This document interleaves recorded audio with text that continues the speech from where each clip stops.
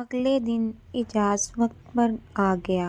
ابھی ہم نے پڑھائی شروع ہی کی تھی کہ بجلی چلی گئی۔ میں اٹھ کر شمع جلانے لگی تو اجاز نے میرا ہاتھ پکڑ کر کہا، ہم نے کون سا موتیوں کی مالا بنانی ہے، چلو اس طرح بیٹھ کر باتیں کرتے ہیں، تھوڑی دیر میں بجلی آ ہی جائے گی۔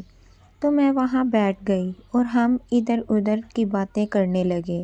اجاز نے اس طرح میرا ہاتھ تھاما لیکن مجھے عجیب سا لگا، اگرچہ اجاز کی محبت مجھ پر پھیل چکی تھی اور اس کی دلکش شخصیت نے مجھ پر جادو کر دیا تھا، لیکن مجھے اس کی فوری توقع نہیں تھی۔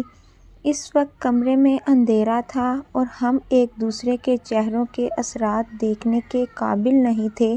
سچ کہوں تو اس کے ہاتھ مجھے بہت مزہ دے رہے تھے، لیکن کوئی اندرونی خوف تھا جو مجھے روک رہا تھا۔ پوری کہانی سننے کے لیے ہمارے چینل کو وزٹ کریں اور ہمارے چینل کو سبسکرائب کرنا نہ بھولیں۔ شکریہ۔